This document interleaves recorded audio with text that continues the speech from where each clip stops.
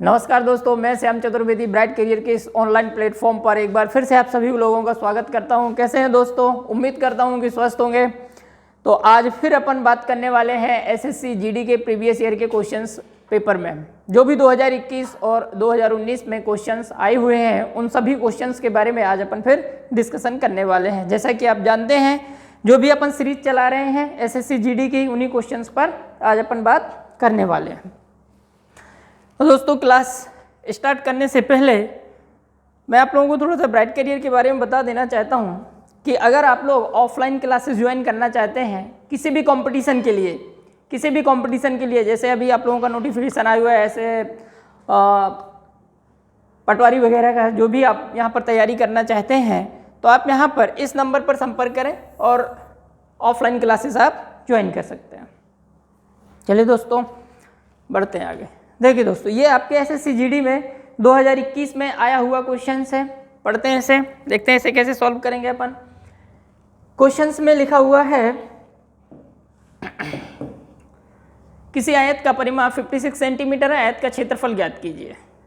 ठीक है भाई, क्या दिया हुआ है? किसी आयत का परिमाप 56 सेंटीमीटर है, आयत का क्षेत्रफल ज्ञात कीजिए। इसमें हिंदी में क्वेश्चन इनकम्प्लीटेड है, इंग्लिश में पढ़िएगा। The perimeter of a rectangle is 56 centimetre and length 15 centimetre. Find the area of the rectangle. ठीक है, क्या क्या गिवन है यहाँ पर देखिएगा। आपको पेरीमीटर गिवन है रेक्टेंगल का क्या दिया गया है? आपको पेरीमीटर दिया गया है। पेरीमीटर मतलब परिमाप। पेरीमीटर कितना दिया गया है आपको रेक्टेंगल का? रेक्टेंगल का पेरीमीटर है आपके पास 56 सेंटीमीटर। ठीक है, और क्या दिया गया है आपको? लेंथ दी गई है। लेंथ कितनी है? लेंथ है आपके पास 15 सेंटीमीटर। बस आपको फाइंड करना है इसका एरिया। और आप जानते हैं कि आयत का यानी रेक्टेंगल का जो एरिया होता है वो क्या होता है? लेंथ इंटू विड्थ, यानी लंबाई गुणे चौड़ाई। तो अगर एरिया की बात करूं तो मैं क्या लिखूंगा? L इंटू बी, यानी लेंथ इंटू विड्थ, यानी लंबाई गुणे चौड़ाई। तो लंबाई है, चौड़ाई नहीं है, तो पहले इसे फाइंड करते हैं। यहाँ पर पेरीमीटर दिया गया है। पेरीमीटर मतलब परिमाप। अगर मैं पेरीमीटर की बात करूँ कि आयत का जो परिमाप होता है तो परिमाप बराबर होता है 2 into L plus B. Perimeter कितना है? 56, ये 56 लिख दिया। 56 इंटू 2, एल कितना है? 15 प्लस बी। दो इस साइड जाएगा तो डिवाइड कर देंगे। 56 से 2 15 प्लस बी, 2 से काटेंगे कितना आएगा? 28।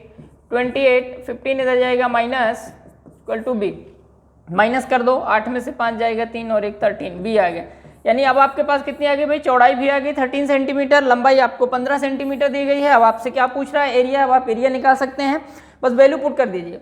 एरिया इज इक्वल टू क्या हो जाएगा? Length into width. लेंथ कितनी है? 15 और विड्थ कितनी है? 13। मल्टीप्लाई कर दो। 13 का 5 में 65, 5 और कैरी कितना आएगा? 6, 13 और 6 कितना हो जाएगा? 19। 195 सेंटीमीटर स्क्वायर। क्या बोलेंगे? एरिया कितना है? 195 सेंटीमीटर स्क्वायर, यानी answer C is right answer. इस क्वेश्चन का जो आंसर होगा वो क्या होगा? C is right answer. देखिए, बहुत ही अच्छा क्वेश्चन था जो आपके इसमें एसएससी जीडी में आई हुआ है। यहाँ पर पेरीमीटर दिया था और लेंथ दी गई थी। आपसे एरिया फाइंड करने के लिए पूछा गया था। चलिए भाई, बढ़ते हैं अगले क्वेश्चन पर। ये देखिए, ये क्वेश्चन ये दिए गए हैं आपको कि एक पंखा 37.5% की छूट पर बेचा जाता है। यदि पंखे का अंकित मूल्य यानी एमआरपी 7200 रुपये है तो पंखे का विक्रय मूल्य ज्ञात कीजिए, यानी सेलिंग प्राइस ज्ञात कीजिए। ये आपको फाइंड करना है। ठीक है भाई, बहुत अच्छा क्वेश्चन। क्या दिया गया है? एमआरपी दी गई है यहाँ पर एक पंखे की। एमआरपी है 7200 रुपये। इस पर डिस्काउंट दिया जा रहा है। डिस्काउंट कितना दिया जा रहा है? यानी छूट आपको डिस्काउंट जो दी जा रही है वो दी जा रही है 37.5%। देखिए, अब इस क्वेश्चन की सॉल्व करने के बहुत सारे तरीके हो जाते हैं। अब अगर यहाँ पर मैं फ्रैक्शन वैल्यू लेकर समझाऊँ आप लोगों को कि 37% की अगर मैं फ्रैक्शनल वैल्यू बनाऊँ कि फ्रैक्शनल वैल्यू क्या बनती है, तो देखिएगा आप कैसे समझेंगे इसको। 37.5% का मतलब बटा 100, जो कि बनेगा 3/8, यानी 37.5% कितना आएगा? 3/8। कैसे आएगा उसे समझ। पॉइंट है 0, कितना बन गया? 375/1000। कैंसल आउट करिए इसको 5 से, 7 बार 35, 2 75, 5 से काटेंगे कितना आएगा? 200। अब इसको 25 से काट दो तो ये 8 बार में और ये 3 बार में। तो देखिए 37.5% की जो फ्रैक्शनल वैल्यू बन रही है वो 3/8 कितनी बन रही है? 3/8।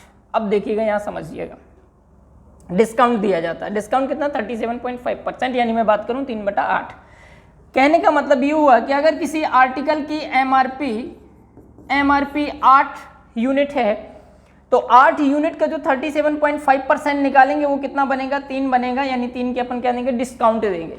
अगर 8 यूनिट किसी आर्टिकल की एमआरपी है और उसका 37.5% निकालेंगे तो 3 आएगा, नहीं 3 यूनिट के अपन क्या देंगे, डिस्काउंट देंगे। तो उसको सेल कितने में करेंगे, 5 में। कितने में सेल आउट करेंगे, 5 में।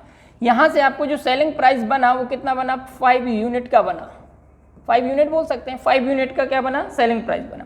सेलिंग प्राइस यहाँ कितनी है, 7200 है। तो ये जो 5 यूनिट है, ये 5 नहीं, एमआरपी है 7200, सॉरी एमआरपी है 7200, सेलिंग प्राइस 5 यूनिट, एमआरपी यहाँ कितना है, 8 यूनिट है। तो ये 8 यूनिट इज इक्वल टू हो जाएगा 7200 के, तो 1 यूनिट बराबर कितना हो जाएगा भाई, 1 यूनिट बराबर 7200 डिवाइडेड बाई 8 कितना हो जाएगा, 900 रुपये। यानी 1 यूनिट की वैल्यू कितनी आ गई, 900 आ गई।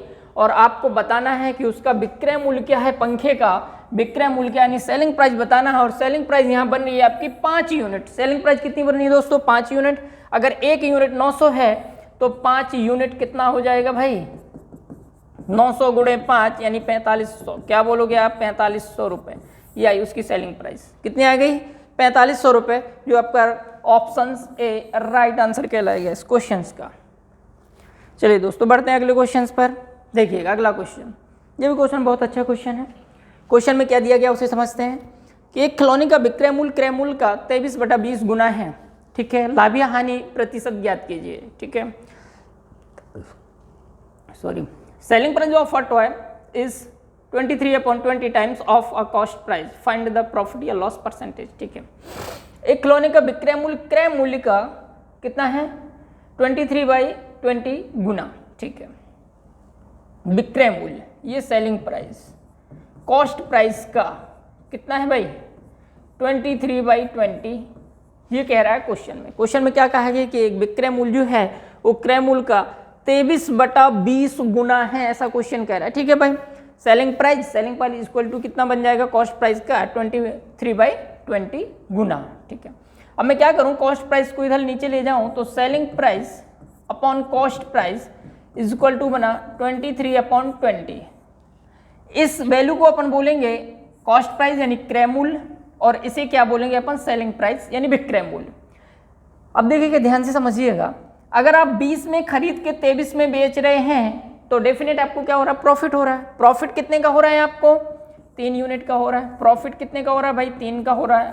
तो यहां से मुझे ये समझ में आया कि मुझे प्रॉफिट का परसेंटेज बनाना है। क्या निकालना है, प्रॉफिट का परसेंटेज निकालना। प्रॉफिट कितने का है, 3 का।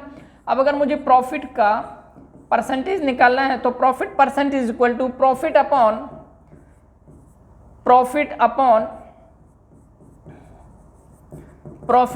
कॉस्ट प्राइस इंटू 100, यही होता है भाई। ठीक है, profit percentage equal to profit कितना आया, 3 यूनिट आया। कॉस्ट प्राइस कितना है 20, तो 3/20 इंटू 100 कितना बन जाएगा, 20 से 5 बार 5 गुणा 3 कितना बन जाएगा, 15%। क्या बोलूंगा कि जो प्रॉफिट का परसेंट आया वो कितना आया भाई, 15%। प्रॉफिट का परसेंटेज कितना बन रहा है भाई, 15%। प्रॉफिट परसेंट कितना आया, 15%। देखिए बहुत ही अच्छा क्वेश्चन था, उम्मीद करता हूँ कि समझ में आया होगा आप सभी लोगों को। बढ़ते हैं आगे अगले क्वेश्चन पर। देखिए ये भी क्वेश्चन बहुत अच्छा क्वेश्चन है, रिमाइंडर थ्योरम का क्वेश्चन है, शेषफल प्रमेय का क्वेश्चन है। अगर आप लोगों ने पढ़ा है तो बहुत आसानी से इसको इजीली सॉल्व कर सकते हैं। क्या लिखा हुआ है, 5 की घात 72 को 6 से विभाजित करने पर प्राप्त शेषफल ज्ञात कीजिए। बहुत बढ़िया, 5 की घात 72 को 6 से विभाजित करने पर आपको शेषफल बताना है कि शेषफल क्या आएगा। आप रिमाइंडर निकालिए, यानी शेषफल कितना मिलेगा आपको। अब देखिएगा, कहने का मतलब ये हुआ कि मैं अगर 5 में 6 से भाग लगाऊं तो देखिएगा, ध्यान से समझिएगा, अगर मैं 5 में 6 से भाग लगाऊं और एक बार इसको डिवाइड कर दूं 1 टाइम्स में, तो 1 टाइम्स में डिवाइड करने पर 5 में 6 घटाने पर कितना मिलेगा, -1।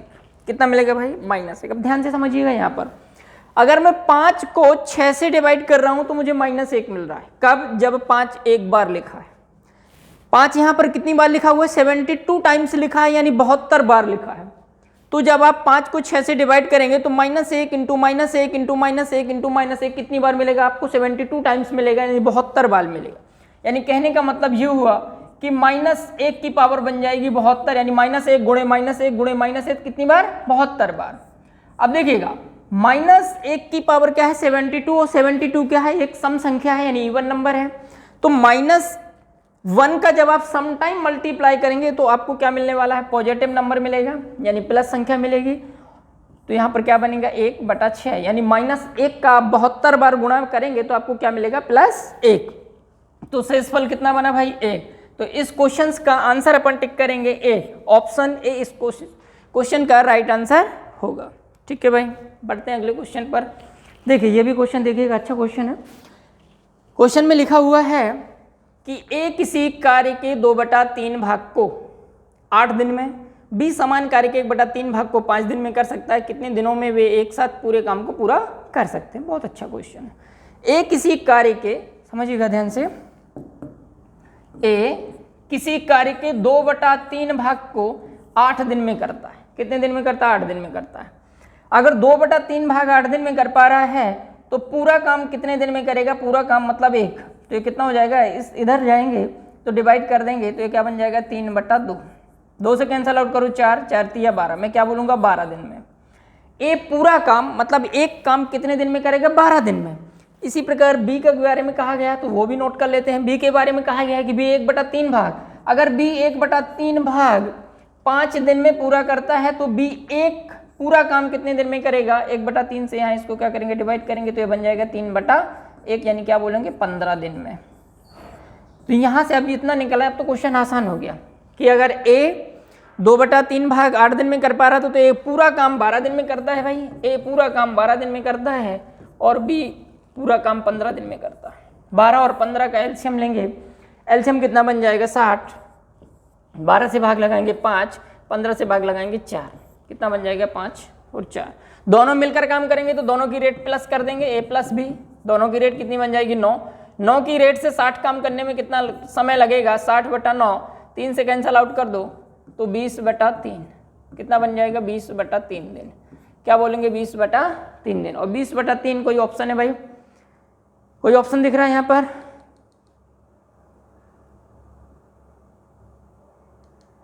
बीस बटा 3 कोई ऑप्शन नहीं है यहाँ पर।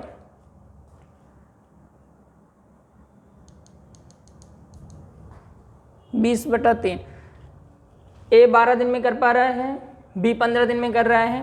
12 और 15 का एलसीएम कितना बन जाएगा भाई 60, 5 बार 4 और दोनों की रेट कितनी हो जाएगी 9। 9 की रेट से 60 कम करने में कितना समय लगेगा 60/9 यानी इसको 3 से डिवाइड कर देंगे तो 20/3। 20/3 यानी बनना चाहिए 6 सही 2/3 दिन। कितना आना चाहिए 6 सही 2/3, जो कि ऐसा कोई ऑप्शन नहीं दे रहा है यानी इसका एक ऑप्शंस रॉन्ग है भाई।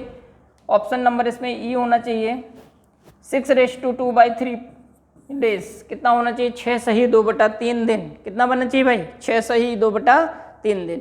एक बार और इसको देख लेते हैं। क्वेश्चन में क्या कहा गया है कि ए किसी कार्य के 2/3 भाग को 8 दिन में, अगर ए 2/3 भाग 8 दिन में कर पा रहा है तो पूरा काम यानी एक काम कितने दिन में कर पाएगा 2/3 इधर जाएगा तो मल्टीप्लाई में पहुंच जाएगा यानी 3/2। 2 से काटेंगे 4, 12 दिन में। बी 1/3 भाग को 5 दिन में कर पा रहा है, 1/3 भाग को 5 दिन में तो पूरा काम 15 दिन में कर देगा। ठीक है, 12 और 15 का जब एलसीएम लेंगे तो कितना आएगा भाई 60 आएगा। 12 और 15 का एलसीएम 60। 12 से भाग लगाएंगे 5, 15 से भाग लगाएंगे 4। दोनों मिलकर काम करना है तो दोनों को प्लस कर देंगे 9 यूनिट इनकी रेट हो जाएगी। 9 की रेट से 60 काम करने में 60/9 यानी 20/3। आंसर आपका राइट आंसर बनेगा 6⁻²/3 पर 6⁻²/3 डेज यानी आपका इसका आंसर आना चाहिए 6 सही 2/3 दिन। 6 सही 2/3 दिन करेक्ट आंसर भाई, इसको करेक्ट कर लेना आप लोग। बढ़ते हैं नेक्स्ट क्वेश्चन पर। देखिएगा रोहित और अतुल की आयु का अनुपात 5:8 है। यदि वर्तमान आयु का योग 26 वर्ष है तो रोहित की आयु ज्ञात कीजिए। बहुत आसान क्वेश्चन है। रोहित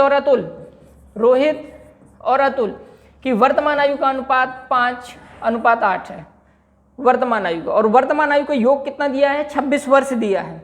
तो अगर रोहित की वर्तमान में 5 यूनिट है और अतुल की 8 यूनिट है तो दोनों की यूनिट को अगर मैं प्लस कर दूं तो बन जाएगा 13 यूनिट कि वर्तमान में दोनों की आयु का योग कितना है भाई 13 यूनिट है। और जबकि यहाँ पर एज कितनी दी गई है 26 वर्ष दिया गया है तो यानी 13 यूनिट इन दोनों की आयु का योग हुआ और यहाँ पर योग कितना है 26 वर्ष है।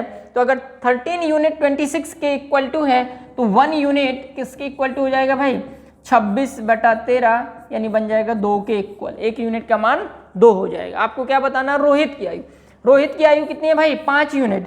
अगर 1 यूनिट की वैल्यू 2 है तो 5 यूनिट की वैल्यू कितनी हो जाएगी, 2 गुणा 5, अपन क्या बोलेंगे, 10 वर्ष। क्या कहेंगे, 10 वर्ष, यानी रोहित की उम्र कहलाएगी 10 वर्ष। ऑप्शन ए इस क्वेश्चन का राइट आंसर होगा। दोस्तों समझ में आया क्वेश्चन? चलिए बढ़ते हैं अगले क्वेश्चन पर। बहुत ही आसान क्वेश्चन था। बढ़ते हैं अगले क्वेश्चन। देखिए ये एक DI का क्वेश्चन आया हुआ है जो आपके पेपर में है, देखिएगा इसे, समझिएगा क्वेश्चन में क्या दिया गया है। यहाँ पर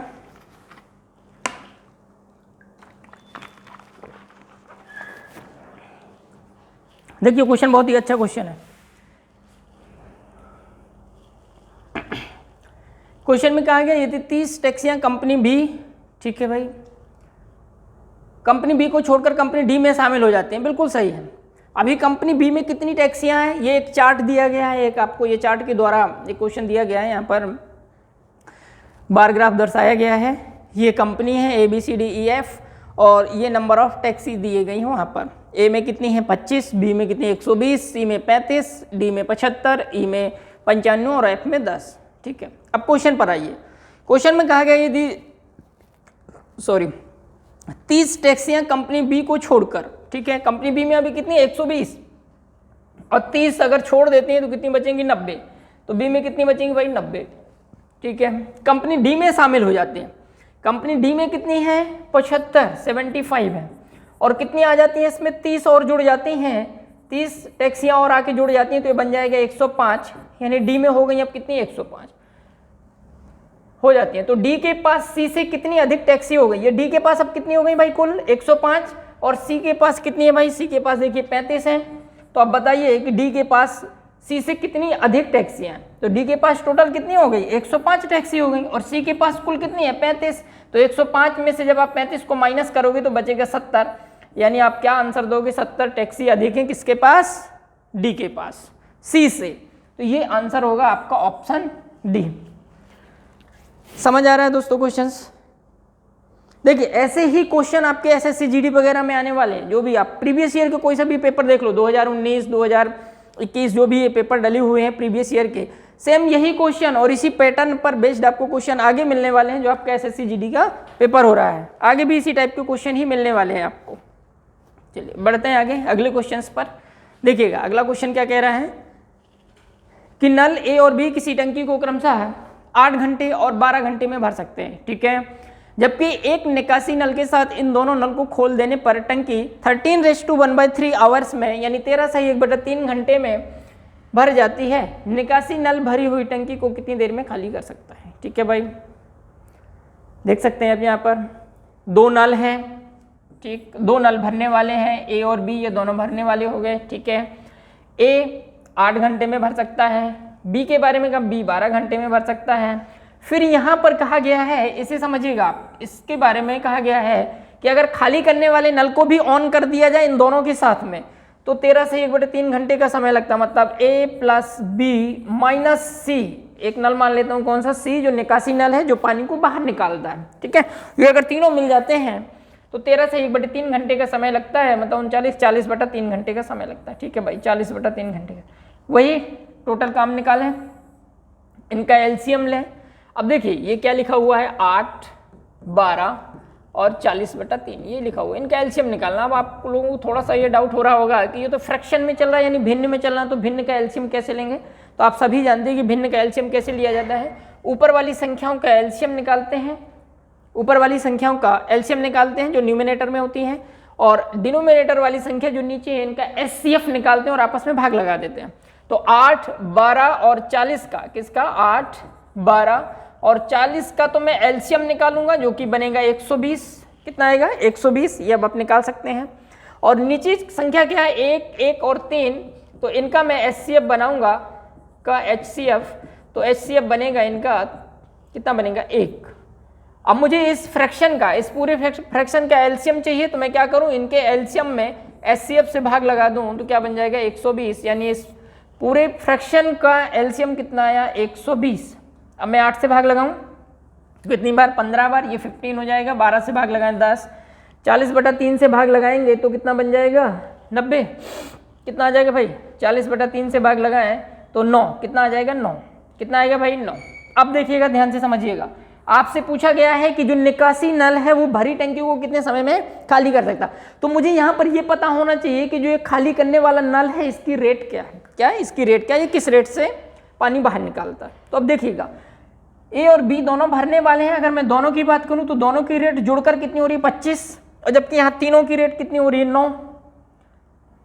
अगर मैं दोनों की रेट की बात करूं तो दोनों की रेट कितनी हो रही है 25 हो रही है, तो 25 में आपने कितना माइनस किया कि आपके पास सिर्फ 9 बचा, तो कुछ तो माइनस किया होगा आपने।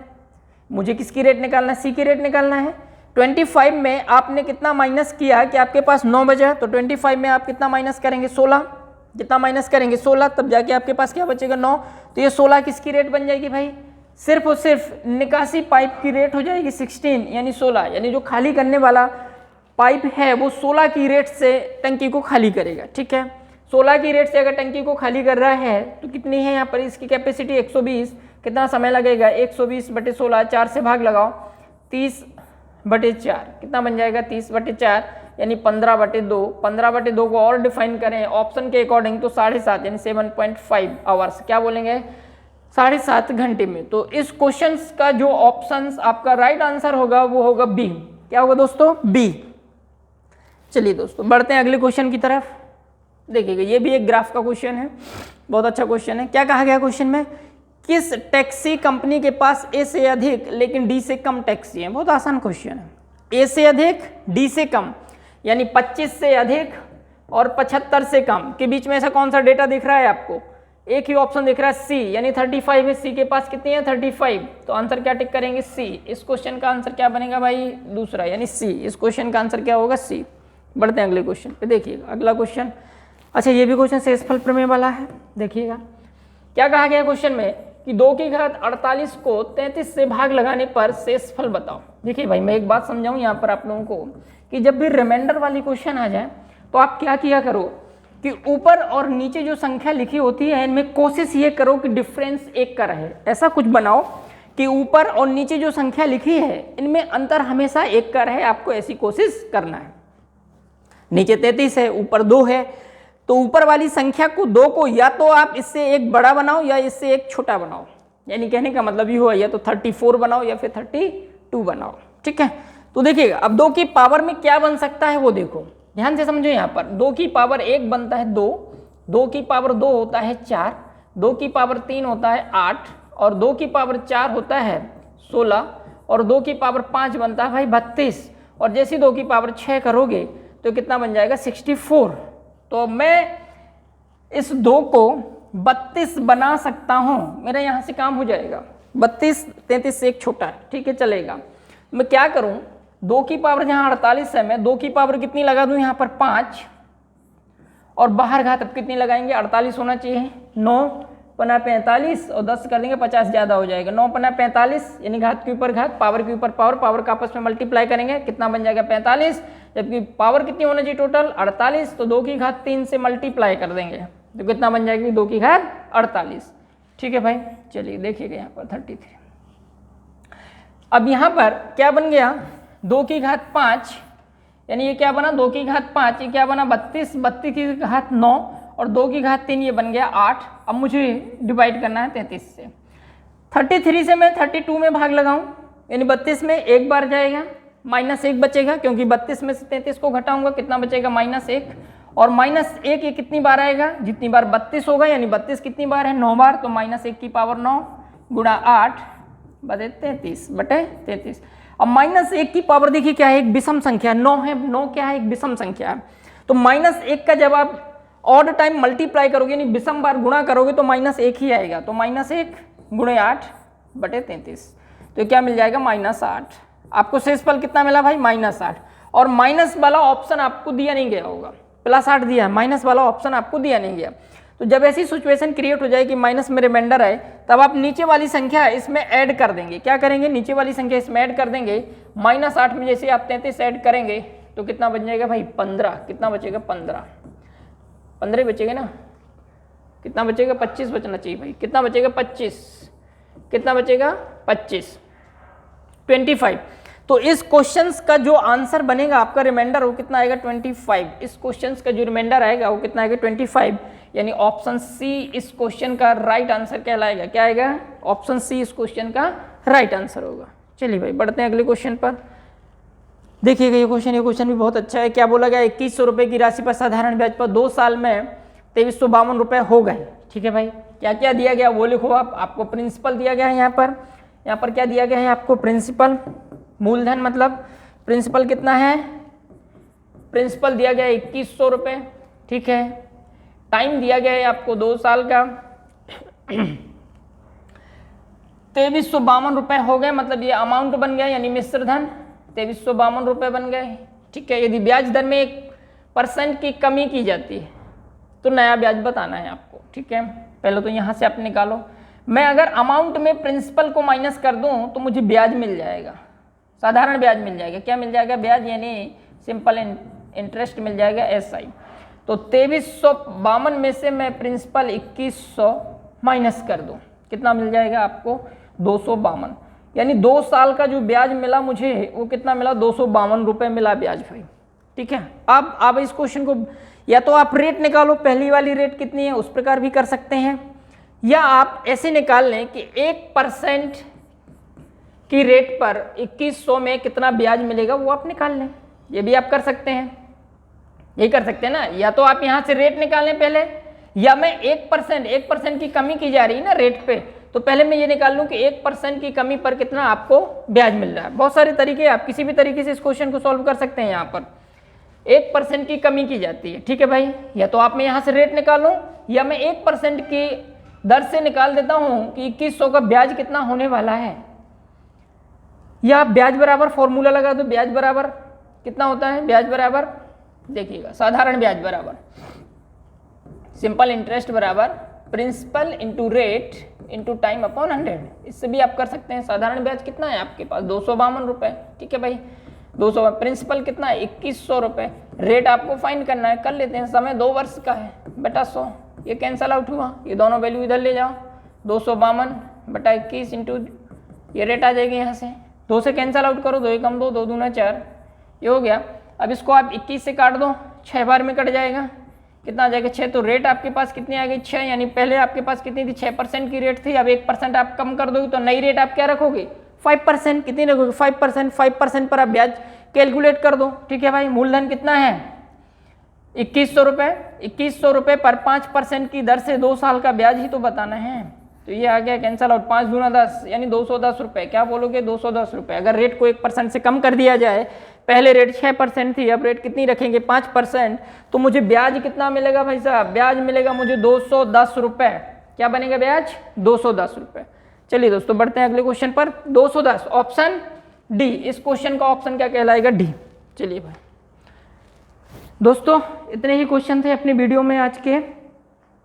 अगर ये क्वेश्चंस आपको समझ में आ रहे हों या हमारा पढ़ाया हुआ आपको कुछ बेनिफिट मिल रहा हो इन क्वेश्चनों से, तो आप कमेंट्स बॉक्स पर कमेंट जरूर दीजिएगा। आपको और क्वेश्चन चाहिए या आपको ऑफलाइन ऑनलाइन क्लासेस आप जो भी ज्वाइन करना चाहते हैं, तो एक बार कमेंट्स बॉक्स पर आप कमेंट जरूर दीजिएगा। थैंक यू दोस्तों, मिलते हैं नेक्स्ट क्लास पर।